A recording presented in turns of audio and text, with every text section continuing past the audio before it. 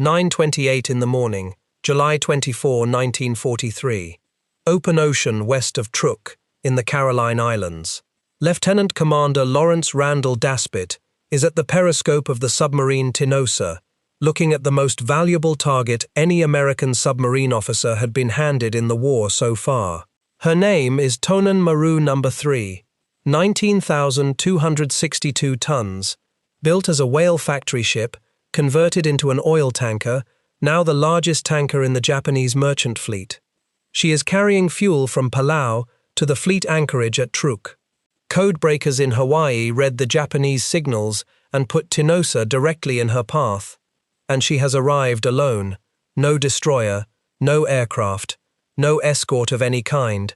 She is not even zigzagging. Daspit fires 4 torpedoes. 2 of them strike her stern and detonate. The tanker slews, takes a list, and stops. Now she is a dead ship in an empty ocean, and an American submarine holds every card. Daspit closes in. He puts Tinosa at 875 yards, dead abeam, on a 90-degree track. This is the shot in the textbook. This is the shot every submarine officer in the United States Navy had been trained since 1931 to achieve, and almost none of them ever got. He fires 1 torpedo. It runs straight. It hits. There is a heavy metallic clang through the hull of the submarine, and nothing else. He fires another. Clang. He orders every remaining torpedo pulled and inspected by hand. His torpedo men find nothing wrong with any of them, so he fires again, and again, one at a time, deliberately, from a perfect firing position, at a stationary target. Each one runs true. Each one strikes the tanker. None of them explodes. Through the periscope, Daspit can watch Japanese crewmen running to the rail and pointing down at the water where the torpedoes are coming in. He fired 15 torpedoes at that ship. Only the first 2 exploded. By 11:30, a Japanese destroyer had arrived and was dropping depth charges. Daspit broke off. He had 1 torpedo left aboard, and he refused to fire it. He carried it home to Pearl Harbor as evidence. Here is the strange part. There was nothing wrong with those torpedoes. Every one had been built correctly. Every one ran at the set depth, on the set course, at the set speed, and struck the target at the set angle. The mechanism meant to fire the warhead did exactly what its designers built it to do. The problem was that the harder and squarer a torpedo hit an enemy ship, the less likely it was to explode. A glancing blow at an awkward angle would detonate. A perfect shot would not. For 21 months, the United States Submarine Force had been carrying a weapon that punished its best marksmen and rewarded its worst, and nobody in Washington would admit it. So understand what this video is actually about. It is not about a broken machine. Machines break all the time. This is about an institution that could not be wrong. It is about a weapon developed in such secrecy by such respected men at such expense that testing it came to feel like an insult rather than a duty. It is about a bureau that received 2 years of reports from dying men and answered, in writing, that the men were the problem. The price of that denial does not sit on any single ledger, but you can see its shape. It was paid in thousands of torpedoes fired in flawless attacks that accomplished nothing. It was paid in Japanese tankers and freighters that should have gone to the bottom and instead went back to work. And it was paid by the men of the most dangerous branch of the American armed forces, who took the worst odds in the war and came home with empty tubes and nothing to show for it. And the interest on that price was collected by Japan, which received nearly 2 extra years of working sea lanes it had done nothing to earn. The story does not begin at sea. It begins in a small, prosperous, tightly guarded town on the coast of Rhode Island, inside a workshop where American craftsmen were building what they sincerely believed was the finest torpedo on Earth. Part 1. The weapon nobody was allowed to test. Newport, Rhode Island. The Naval Torpedo Station sits on Goat Island in the harbor, and it has been building torpedoes for the United States Navy since the 1860s. By the 1930s, it is something close to a small principality. Thousands of workers. A payroll that mattered enormously to New England during the Depression. its own machine shops, its own foundry, its own test ranges out in Narragansett Bay, and, since 1923, something worth more than any of it, a monopoly. That year, Newport secured effective control of both the development and the production of American torpedoes. If you wanted to design a torpedo for the United States Navy, you went through Newport.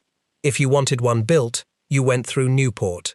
If you wanted one tested, it was tested in Newport water, with Newport instruments, against Newport standards, and the results were judged by Newport engineers. There was no second opinion available anywhere in America, because there was no second builder, and the men on Goat Island were not hacks. This is the part that always gets lost. A Mark 14 torpedo was, by any reasonable measure, a magnificent object. 20 feet 6 inches long, 21 inches across, 3,000 pounds. Inside that steel tube sat a compressed air flask, a combustion chamber, a steam turbine, a gyroscope, a depth control engine, and tolerances that would have been respectable in a Swiss watch. Building one was skilled handwork. Fitting one was skilled handwork. A single Mark 14 cost the American taxpayer more than $10,000. A new car in that era cost around $700. One torpedo was worth better than 10 automobiles, and the United States Navy was expected to buy them by the thousand. Now look past the torpedo at the thing hidden in its nose. Because the torpedo was not the crown jewel, the exploder was. It was called the Mark 6, and it came out of a program the Bureau of Ordnance designated Project G53, begun in 1922. The secrecy was extraordinary even by the standards of a navy that liked secrets. Small numbers were built by General Electric at Schenectady, in New York, at about $1,000 each. They shipped to the fleet in sealed containers. Crews were not permitted to open them. Tenders were not permitted to service them. For years, the manual explaining how the device worked was held so closely that many of the officers whose lives depended on it had never read a word of it. And here you have to be fair, because the idea inside that sealed container was not foolish. It was brilliant. The problem the Bureau was trying to solve in the 1920s was real and urgent. Warships had begun carrying anti-torpedo bulges, armored blisters along the waterline, built for the specific purpose of absorbing a torpedo hit and keeping the blast off the hull. The Navy tested this. It fired contact torpedoes at the decommissioned battleship South Carolina and at the unfinished hull of the Washington, and the conclusion was ugly. A conventional torpedo with a conventional contact fuse could not be relied on to disable a modern capital ship. It would tear open the blister and the ship would sail on. But there is one place no warship on Earth carries armor, and that is the bottom. Detonate a warhead in the water underneath a ship instead of against her side, and you do not punch a hole. You lift her, drop her, and break her spine. Ships hit that way often come apart in 2 pieces and go down in minutes. So the Bureau built a fuse that never had to touch anything. The Mark 6 carried an induction coil. As the torpedo passed beneath a steel hull, the ship's own magnetic field would disturb that coil, generate a current, and fire the warhead at precisely the right instant. The British had explored the same principle with a device they called the duplex. The Germans were working along similar lines. This was not an American eccentricity. This was the frontier of naval weapons engineering, and Newport was standing on it. Hold on to that, because it governs everything that follows. The Mark 6 was not a stupid idea badly executed. It was a superb idea, executed by talented people that crippled the American submarine force for the first 2 years of the Pacific War. The reason was money. And then the reason was pride. The Depression came down on the United States Navy like a roof. Ordnance budgets were cut to the bone, then cut again, and a Mark 14 cost $10,000. The arithmetic inside the Bureau became simple and seductive. Every torpedo fired in a test against a real target is a torpedo destroyed. $10,000 of the taxpayers' money lying on the seabed. Multiply that across a proper test program, and you are spending a fortune breaking your own inventory in a period when the Navy could barely afford fuel oil. So they did not do it. there was one live test of the magnetic exploder concept, in May of 1926. The target was a derelict submarine. 2 torpedoes were fired.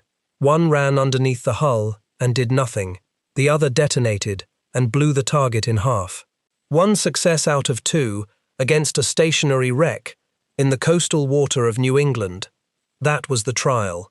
In 1934, on that basis, the Mark VI exploder was approved for service throughout the fleet. There were further tests, and this is where the story turns painful, because those tests were sophisticated. A young ordnance officer named Ralph Waldo Christie, a torpedo specialist with a Master of Science degree in mechanical engineering from the Massachusetts Institute of Technology, argued that since the device depended on magnetism, and magnetism varies enormously with latitude, the Navy needed real measurements of the Earth's magnetic field near the equator. Those measurements were taken. The cruiser Indianapolis ran a program of roughly 100 trial shots between 10 degrees north and 10 degrees south, and gathered something on the order of 7,000 readings. Read that carefully. The Bureau of Ordnance collected 7,000 data points on the magnetic environment its weapon would fight in.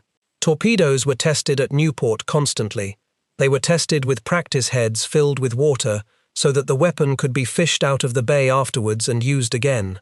What the Bureau never did, not once, in 19 years, was fire a live Mark 14 with a live Mark 6 warhead at a real ship and watch what happened. Every disaster in this story flows from that omission, and the omission was protected by 3 walls. Cost, because the weapon was too expensive to expend. Secrecy, because Project G53 was too classified to discuss openly with the fleet that would carry it. And the monopoly, because there was no outside laboratory, no rival contractor, no competing design team anywhere in the United States withstanding to say that none of this had been proven. Newport's isolation was not an accident either. It was defended. When the Navy tried to expand torpedo production in the late 1930s, proposals to reopen the old Alexandria torpedo station in Virginia were blocked for years. New England politicians and labor representatives argued, reasonably enough from where they stood, that if the Navy needed more torpedoes, it should enlarge Newport and keep the jobs in Rhode Island. Alexandria did not reopen until July of 1941, 5 months before Pearl Harbor. It was possible even then only because when the station was shut down in 1923, it had been folded into the Washington Navy Yard, which meant it could be restarted without an act of Congress. The effect on the engineering was quiet and enormous. Through the 1920s and 30s, American industry went through one of the most violent periods of technical change in its history. Materials science, instrumentation, statistical quality control, aviation engineering. Almost none of it reached Goat Island because Goat Island did not need anybody. It had a monopoly, it had a reputation, it had a century of institutional pride. The 2 things it did not have were competitors and critics. So put yourself in the wardroom of an American submarine in the autumn of 1941. You are about to go to war with the most sophisticated torpedo in the world, carrying a fuse so secret you are not permitted to look inside it. Every officer above you believes in it completely. If you had polled the entire United States Navy that year and asked whether the Mark 14 would work, the vote would not have been close. Keep that vote in mind, because within 3 weeks of the first shot fired in anger, submarine captains in the Philippines and the South China Sea began sending back reports that made no sense at all. And the Bureau of Ordnance read those reports and reached a conclusion. The conclusion was that the captains were the problem. Part 2, 3 faults wearing 1 mask. To understand why this took so long to solve, you have to understand what the submarine force was actually up against. It was not 1 broken thing, it was 3 broken things, stacked on top of each other, and each one was hiding the next. Start by building the weapon in your head. This is worth 60 seconds of your imagination, because once you can see the mechanism, the whole scandal stops being a mystery and becomes almost inevitable. Picture the Mark 14 in 3 sections. In the tail, the machinery. Compressed air at enormous pressure fed into a combustion chamber with alcohol fuel and a water spray, producing steam that drives a turbine, which drives two counter-rotating propellers. In the middle, the brains, a gyroscope holding the course, and a depth control system, which is the piece that matters here. It works from a small port in the side of the hull. Sea pressure enters that port, presses on a diaphragm, and the diaphragm moves the fins that make the torpedo climb or dive. Deeper water means more pressure, means the fins push the nose up. That is the entire loop. In the nose, the warhead. And buried inside the warhead, the Mark VI. The Mark VI is really two devices sharing one housing.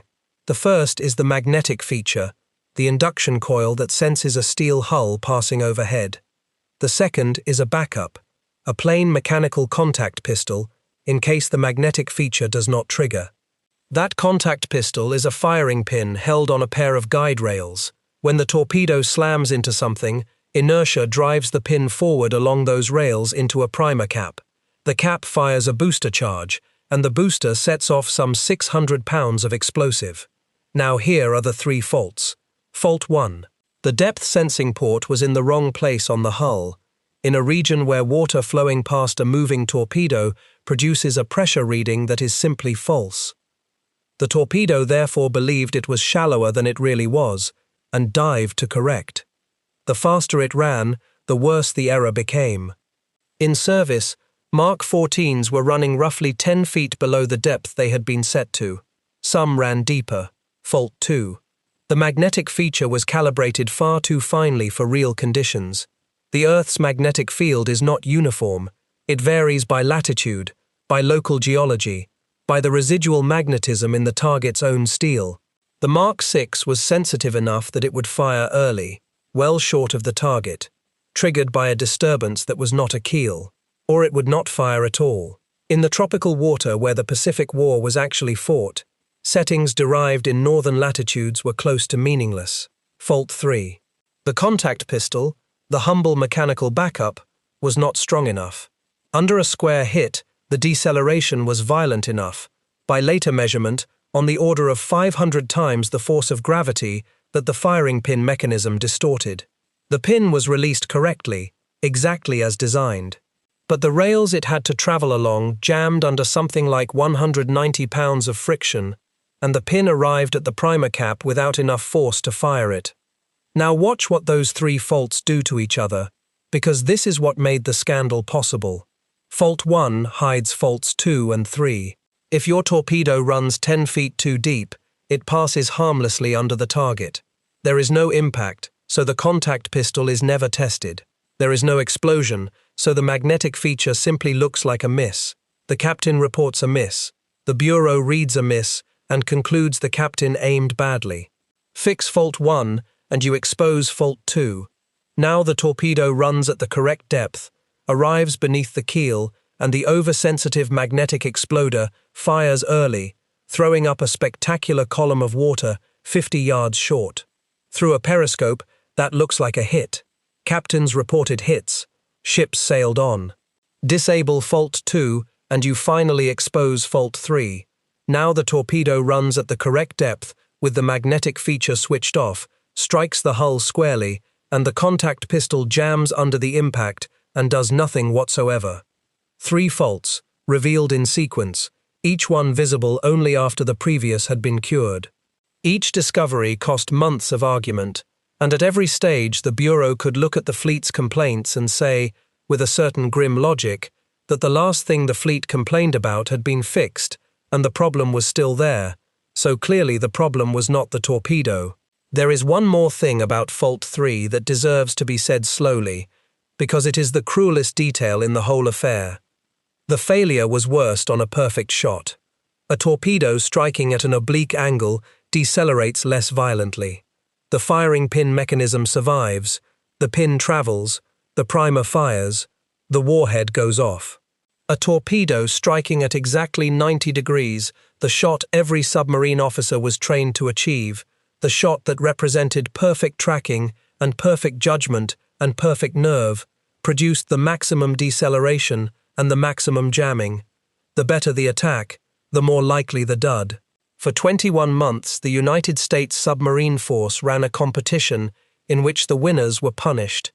And there was a fourth fault, rarer than the others and far more frightening. Occasionally, a torpedo left the tube, and instead of running out on its set course, it turned, and kept turning, and came back around in a full circle toward the submarine that had fired it. Submariners called it a circular run.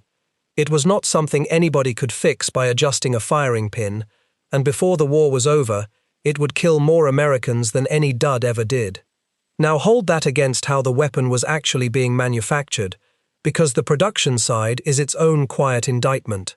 Newport built torpedoes the way a jeweler builds a watch, hand-fitting, individual adjustment, craftsmen who had done the same operation for 20 years and could feel when a part was right. That method produces superb individual objects. What it does not produce is volume, or the blunt statistical testing that catches a flaw showing up in one shot out of 4. You can see the alternative inside the same war. In 1942, the Chief of Naval Operations, Admiral Ernest King, pushed for an electric torpedo, having seen what the German electric weapons could do. Newport had been working on electric torpedoes since the 1920s and preferred its own carefully machined project. So the Bureau handed the job to Westinghouse instead and gave the company all the existing design data in March of 1942. Westinghouse delivered its first test models 15 weeks later. The resulting weapon, the Mark 18, was not elegant. Westinghouse deliberately relaxed the quality standards on the electric motor, reasoning that it only had to run a few thousand yards and could be rebuilt after every practice shot. Newport, by several accounts, offered no help and at times declined to pass on trial data. When Admiral King ordered an Inspector General investigation into the delays in April of 1943, the report that came back in June found that the torpedo station had its own competing electric torpedo, and that the people assigned to it appeared to have competed with the Mark 18 program rather than cooperate with it. Look at the production figures for the whole war, and the picture completes itself. Between the start of 1939 and the middle of 1946, the United States built more than 57,000 torpedoes. Newport built about 18,700. Alexandria, once finally allowed to reopen, built almost 10,000. Westinghouse built more than 8,000. Forest Park in Illinois more than 8,000. St. Louis more than 6,000. And Pontiac and International Harvester together more than 5,000. The monopoly defended for 18 years produced, in the end, less than a third of the torpedoes the war demanded. Before we go on, one thing. The men who loaded these weapons, and the men who died carrying them, are not abstractions here. Torpedomen spent hours in a steel room, hand-checking a device they had been forbidden to fully understand, watched it fail, and were told it was their fault. If that is worth remembering properly, take 1 second and press the like button. It helps this channel put accounts like this in front of people who care whether they are told accurately. Because now the shooting starts. And the first man to say out loud that something was wrong was punished for it. Part 3. The Denial. 6 hours after the attack on Pearl Harbor, Washington sent the submarine force a single-line order that tore up 30 years of doctrine. Execute unrestricted air and submarine warfare against Japan. Within a week, Lieutenant Commander Tyrrell Jacobs took the submarine Sargo out of Manila. What happened to him over the following 3 weeks is the whole scandal in miniature. On December 14, 1941, off Cam Ranh Bay in French Indochina, Jacobs fired at a convoy. His torpedo detonated 18 seconds after leaving the tube and very nearly wrecked his own submarine. On Christmas Eve, he attacked loaded transports north of Borneo. Accounts differ on whether he fired 5 torpedoes or 8. What nobody disputes is the result. Nothing. 3 days later, he went after 2 freighters and a tanker. Nothing again.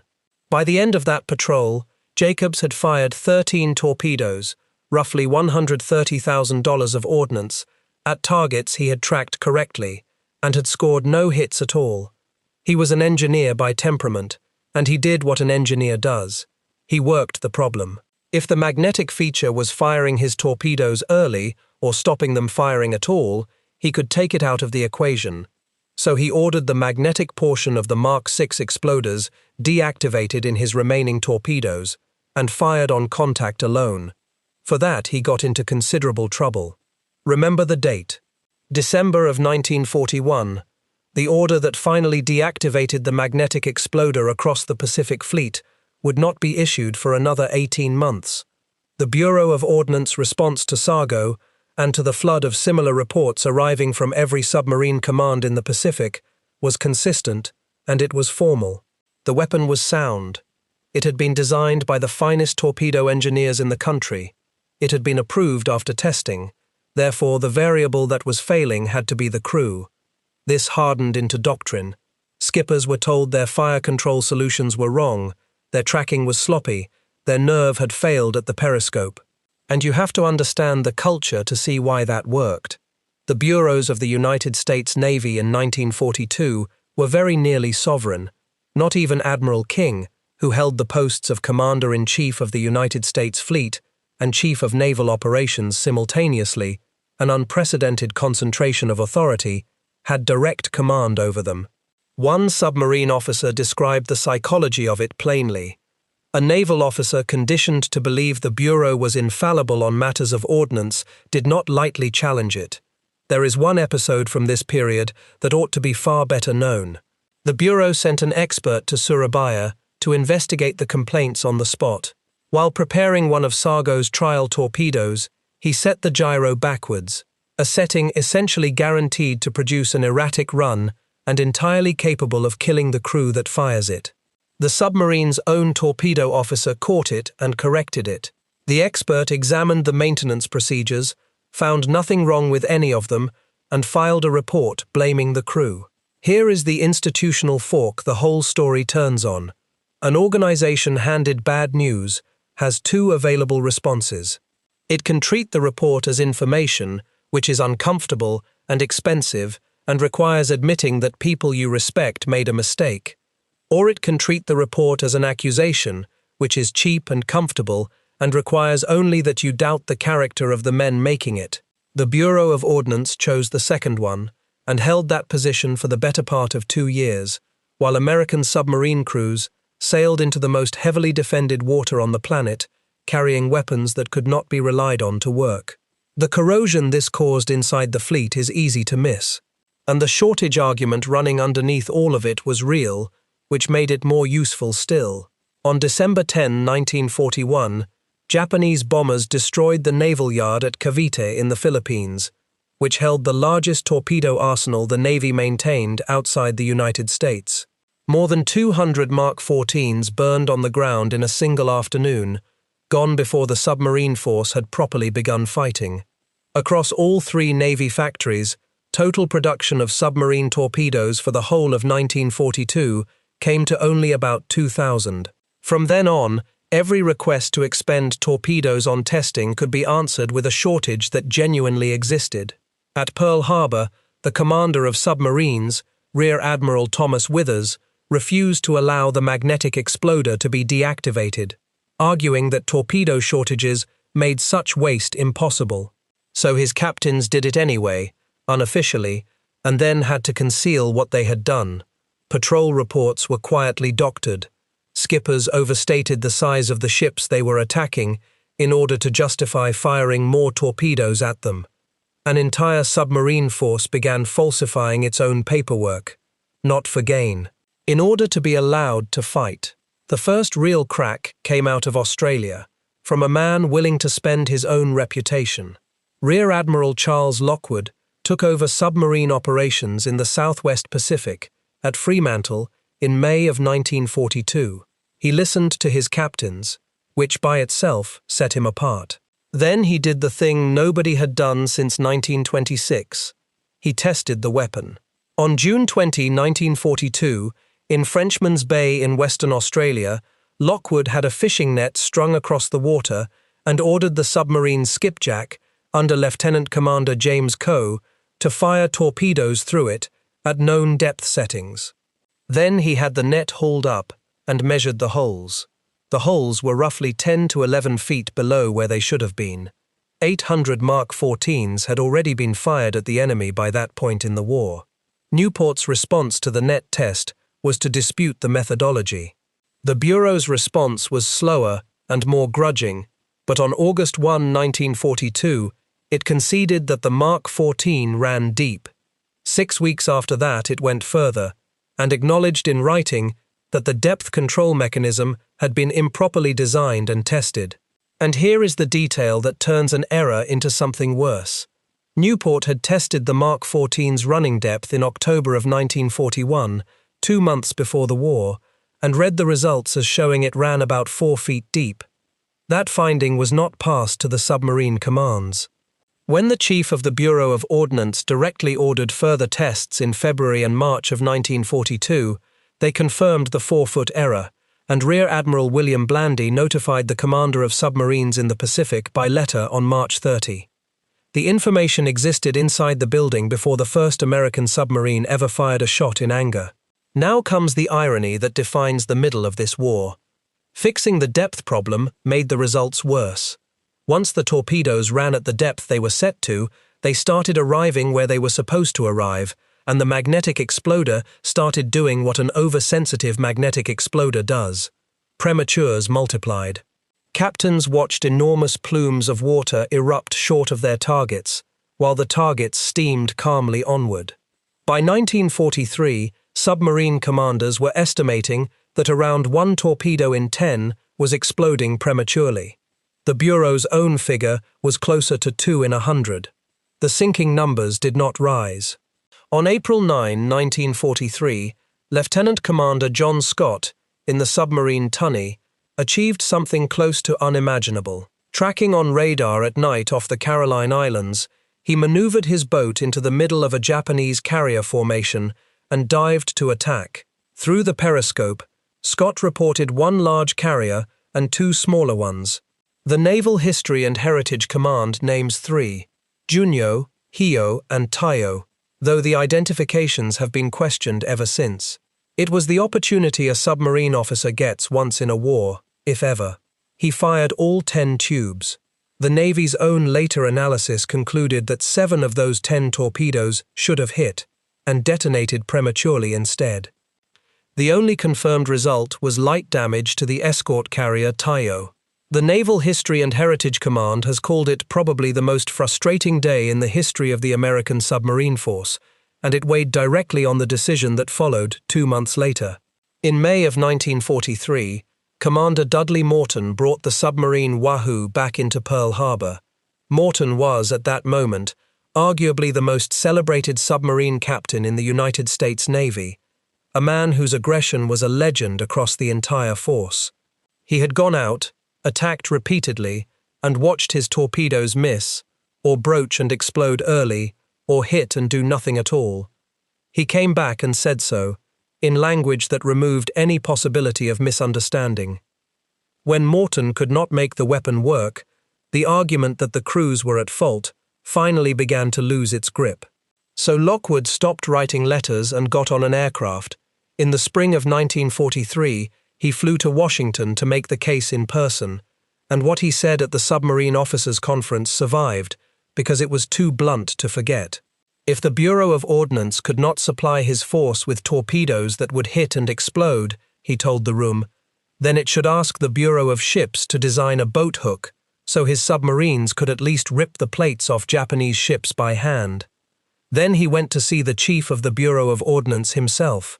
Rear Admiral William Blandy was neither a fool nor a coward, and he and Lockwood had been friends for years, which made the meeting worse rather than better.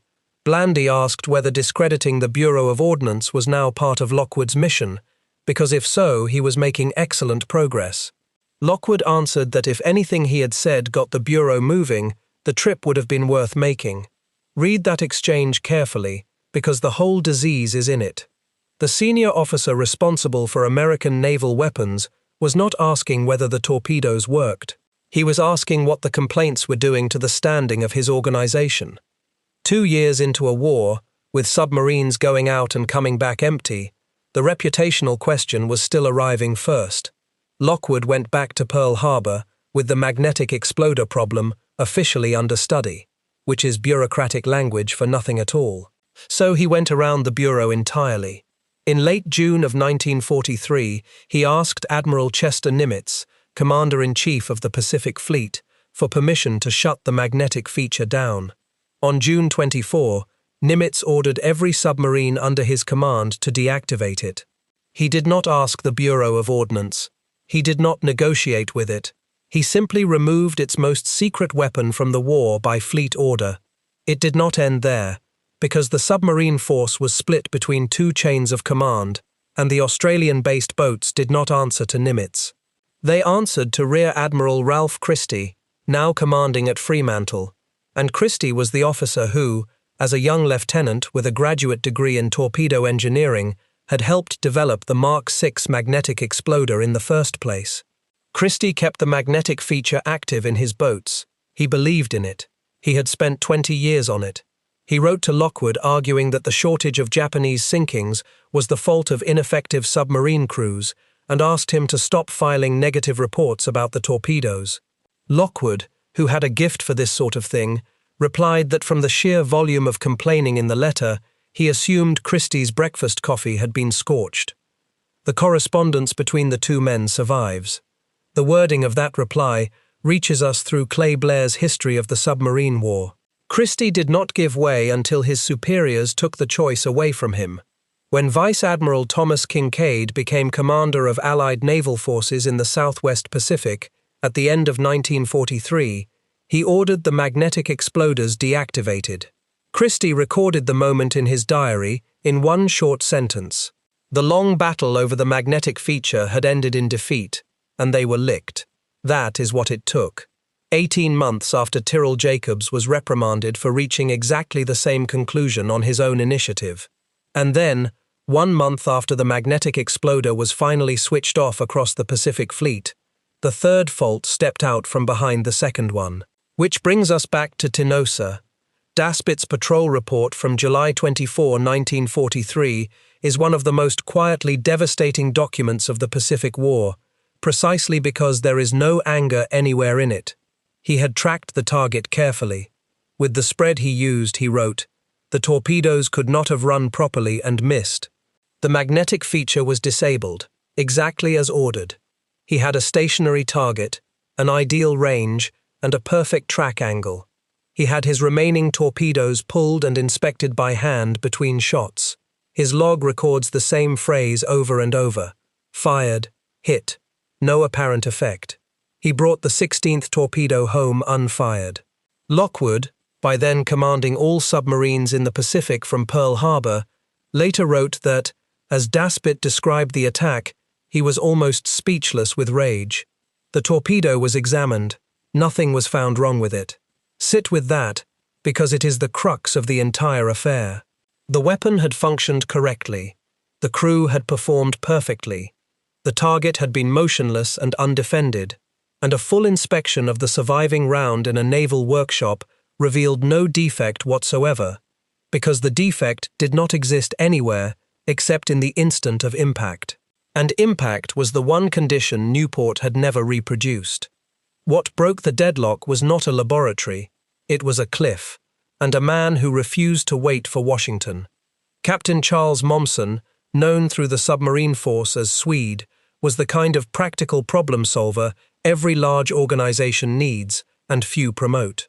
He looked at Lockwood's position, an immovable bureau on one side and furious captains on the other, and proposed something almost absurdly direct.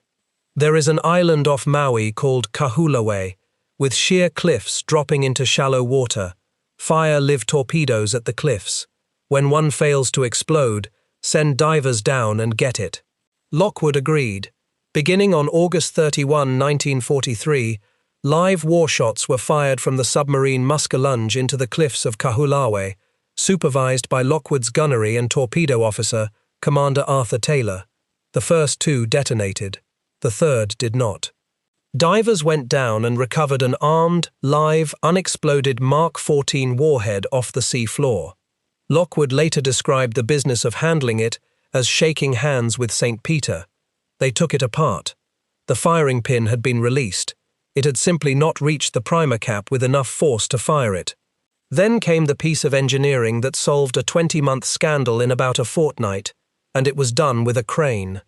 A reserve officer, Lieutenant Commander Edward Johnson, working under Taylor, had dummy warheads filled with sand, fitted with live exploder mechanisms, and dropped them from a cherry picker raised 90 feet above a steel plate. 10 drops. 7 of the 10 firing mechanisms bent, jammed, or failed. There it was. Not in a design review. Not in a laboratory report. In a yard at Pearl Harbor, with a crane and a bucket of sand, at a cost of essentially nothing, using a method any competent engineer could have devised in 1926. The fix was equally humble. The mechanism needed to be lighter and stronger so it would not distort under impact. The workshops at Pearl Harbor began machining improved firing pins, and they machined them out of the propeller blades of Japanese aircraft shot down during the attack on December 7, 1941. Stay with that for a moment. The weapon that finally allowed American submarines to strangle Japan was completed using metal salvaged from the aircraft that started the war. The modified exploders were fitted aboard the submarine tender Holland. On September 30, 1943, the submarine Barb sailed from Pearl Harbor with 20 torpedoes, every one of them carrying the new firing pin. Now state the thesis plainly, because it is the answer this account has been building toward. The Mark 14 did not fail because the men who built it were incompetent. It failed because of the specific things those men were proudest of. It was too expensive to test because it was too finely made. It was too secret to criticize because it was too advanced. It was too well protected to challenge because it had no competitor. Every quality that made Newport the best torpedo builder in America was a quality that prevented anyone from discovering that its best torpedo did not work. Part 4. What the denial bought Japan. Now this account has to do something uncomfortable. It has to stop looking at American wardrooms and ask a colder question. What did those 21 months actually purchase for the enemy? Begin with Tonan Maru No. 3, because her fate is the entire argument compressed into a single hull. 11 torpedoes struck her while she lay stationary and helpless in open water. She did not sink. The light cruiser Isuzu and the destroyer Asanagi came out from Truk, took her under tow, and brought her in 4 days later. She was repaired, and she went back to work carrying oil for the Japanese Empire. She was finally caught at Truk during the American carrier raid known as Operation Hailstone. Dive bombers set her afire on February 17, 1944, and the following afternoon, aircraft from the carrier Yorktown finished her.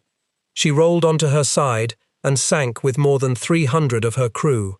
Killed by naval aviators. Not by the submarine that had earned her, 7 months earlier, from 875 yards. Understand what that ship was.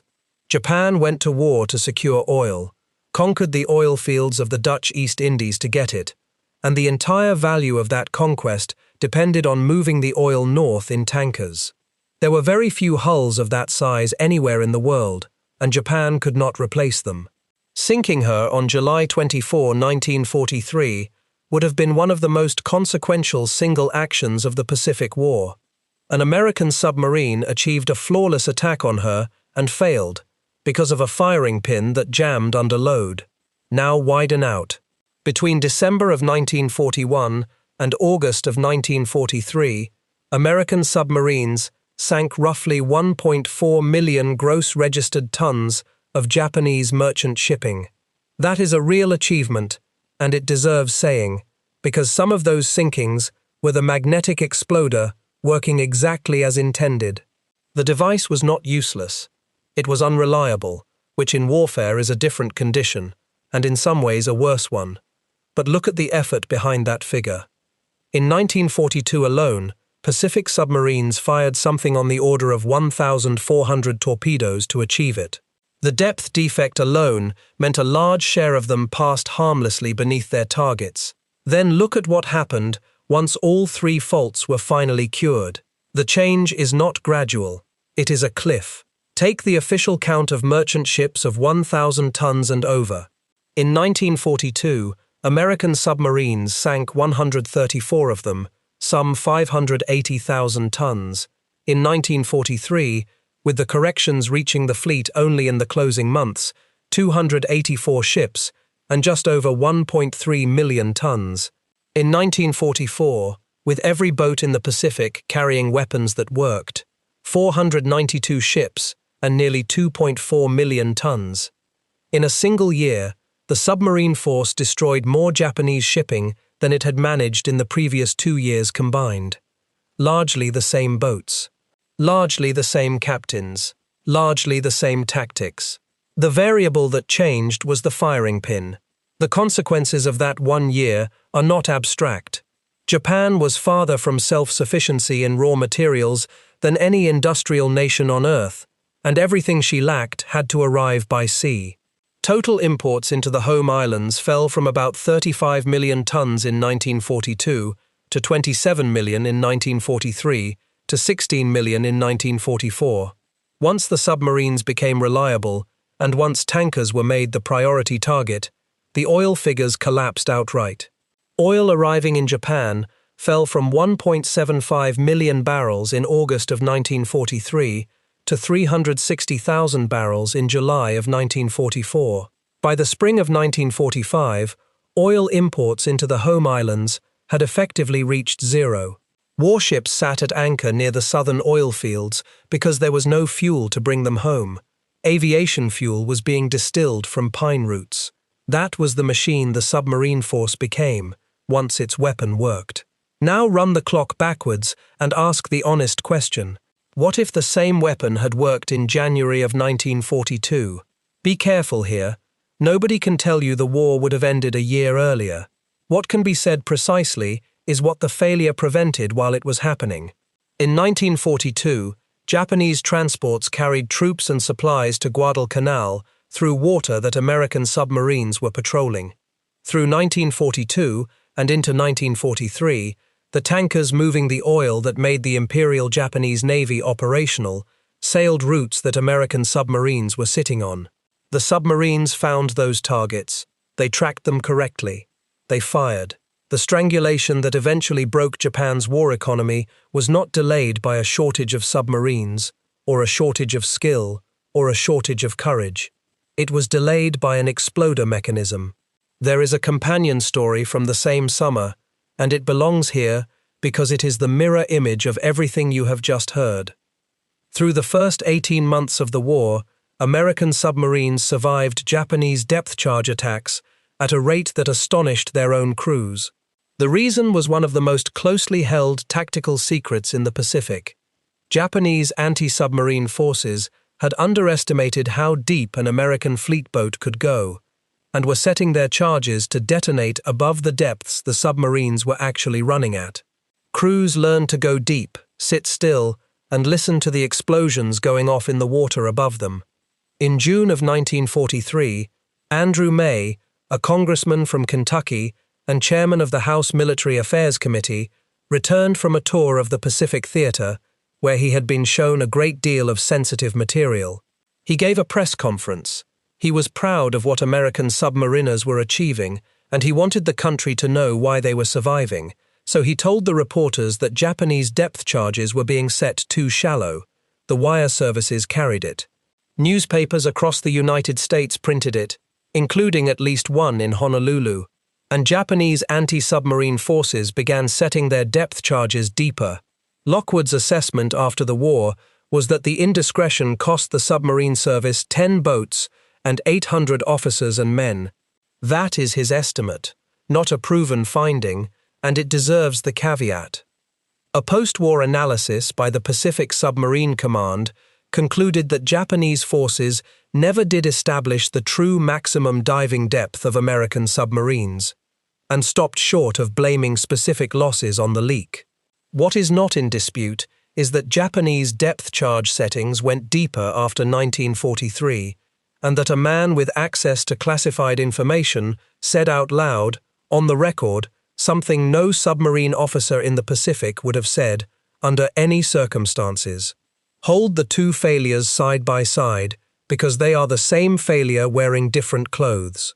In one, an institution refused for the better part of 2 years to hear bad news from the men who were dying, because hearing it would have damaged its standing. In the other, a man in authority broadcast good news to the world for no reason at all, except that it made his side look impressive. Both were failures of the same discipline. Both were paid for by the same small fraction of the Navy, and there is a verdict from inside the guilty institution itself, which is the thing that finally rescues this story from being a simple chronicle of arrogance. When the Bureau of Ordnance eventually examined its own conduct, the language it used about itself was not evasive. The chief of the Bureau put in writing that the necessary work had not been done in peacetime, that nobody in the Bureau, and nobody at Newport, appeared to have questioned the inadequacy of the design in the absence of such tests, and that this reflected discredit upon both the Bureau of Ordnance and the Naval Torpedo Station. That is an institution writing its own indictment. And then it did something that outlived every man in this story. Before that, a request. Many of you had fathers, grandfathers or great-uncles who were in the boats, or on the tenders at Pearl Harbor and Fremantle and Midway, or in the torpedo shops that handled these weapons. If your family carries one of those stories, I would be honored to read it in the comments. What boat was he in? What rate did he hold? What did he say about the torpedoes? And what did he refuse to talk about? Those details never reach the archives, and they matter more than any figure in this video. Part 5. The bill, the verdict, and the sentence nobody expected. Start the final accounting with the ratio, because it is the number that should be carved somewhere permanent. The submarine service was never more than a small sliver of the United States Navy. Fewer than 16,000 men actually went to sea in the boats. 288 American submarines served in the war. Across 4 years, those crews fired 14,748 torpedoes. When the post-war assessors finished checking every claim against captured Japanese records, they credited the submarine force with 1,113 merchant vessels and 201 warships. Together, 5.3 million tons, nearly 55% of everything Japan lost at sea. There is no ratio like it anywhere else in the Second World War. Now the other side of the ledger, and say it slowly. 52 American submarines never came home. More than 3,500 men went down in them, about 1 in every 5 who made war patrols, the highest casualty rate of any branch of the American armed forces. The submarine service does not describe those crews as lost. It says they are still on patrol. And the fourth fault, the circular run, killed 2 of them. On March 26, 1944, off Palau, the submarine Tullabee fired 2 torpedoes at a convoy. 2 minutes later, she was torn apart by an explosion. One of her own Mark 14s had run in a circle and come back. Gunner's mate Clifford Kuykendall was on the bridge and was thrown into the sea unconscious. When he came to, the submarine was gone. He could hear voices in the water for about 10 minutes, and then he could not. He was picked up the next day by a Japanese destroyer and spent the rest of the war a prisoner. 79 other men died. Kuykendall was the only survivor. 7 months later, on October 25, 1944, in the Formosa Strait, the submarine Tang had just completed what is generally regarded as the most destructive single patrol any American submarine ever made. Her commander, Richard O'Kane, who had learned the trade as executive officer under Dudley Morton in Wahoo, had 2 torpedoes left. He fired one into a damaged transport. He fired the last one. And here the story turns on itself one final time, because that last torpedo was not a Mark 14. It was a Mark 18, the electric weapon Westinghouse had built in 15 weeks to get around Newport. The replacement. The one that worked. The men on the bridge watched it broach, turn hard left, and porpoise back toward the boat that had launched it. It struck Tang aft and sank her in 180 feet of water. 78 men died. 9 survived, several by escaping the sunken hull with the Momsen lung, the device invented by the same Swede Momsen who had thought of the cliffs at Kahulawe. The survivors were captured and held for the rest of the war. O'Kane received the Medal of Honor.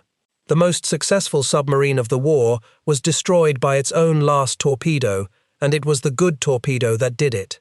Which keeps this story honest.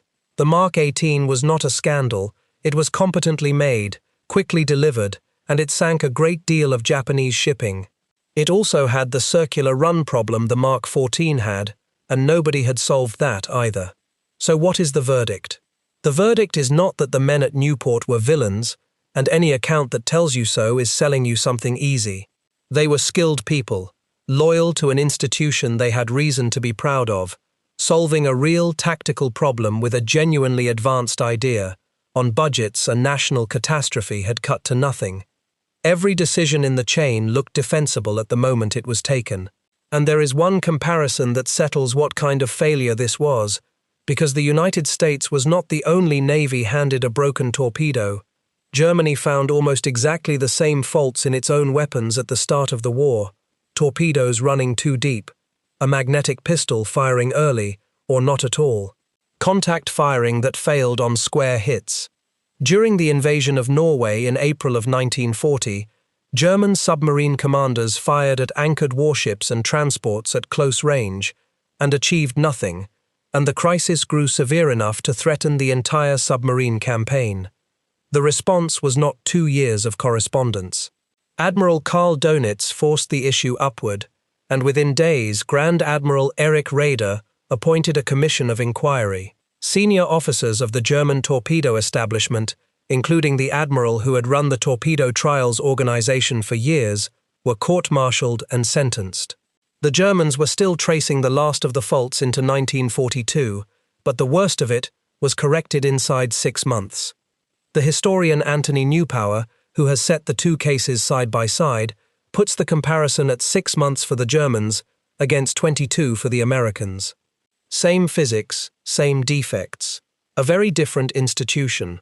The men at Newport were measuring with the only ruler their tradition owned, and by that ruler, the Mark 14 was the finest torpedo in the world. It was beautifully made. It ran fast, far, and straight. Once the 3 faults were corrected, it turned out to be so good a weapon that the United States Navy kept it in service until 1980, 49 years in the fleet. Very few weapons in any navy have ever had a career like that. The failure was never in the workmanship. It was in the belief that workmanship could be verified from inside the workshop. Which brings us to the sentence nobody expected.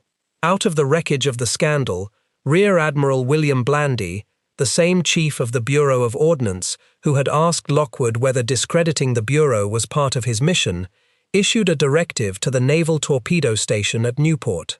It established as a matter of permanent policy that no service torpedo device would ever again be adopted as standard until it had been tested under conditions simulating, as closely as possible, those it would meet in battle. Read that again slowly, because of what it implies. Somebody had to write it down. Somebody had to make it a formal rule, inside an organization staffed with highly educated engineers, that a weapon must be tried against the thing it is built to destroy before you hand it to men who will die if it does not work. That principle was not obvious. It had to be bought, and the price was 2 years of the Pacific War.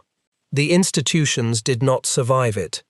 The Bureau of Ordnance, once sovereign enough that Admiral King himself could not directly command it, was abolished by Act of Congress in 1959 and folded into a new Bureau of Naval Weapons.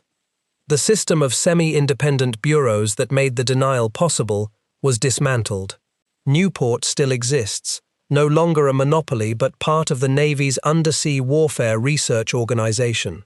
And the distrust the scandal bred between submariners and the people who arm them left, in the words of one submarine officer writing decades later, a lasting habit of testing torpedoes obsessively at every stage of development and production. That habit is the monument. It is not made of bronze and you cannot visit it. But every time an American weapon is fired at a real target on a real range before it is issued to real crews, it is Daspit's 16th torpedo still doing its work. Some of it you can touch, though. Several of the wartime fleet boats survive as museum ships. Bowfin sits at Pearl Harbor, a few hundred yards of water from where the propeller blades for those firing pins were salvaged, and she has a Mark 14 aboard. So does Pampanito, on the San Francisco waterfront, alongside the Mark 18s, her volunteers spent years hunting down. Cod is at Cleveland, drum at Mobile, batfish at Muskogee.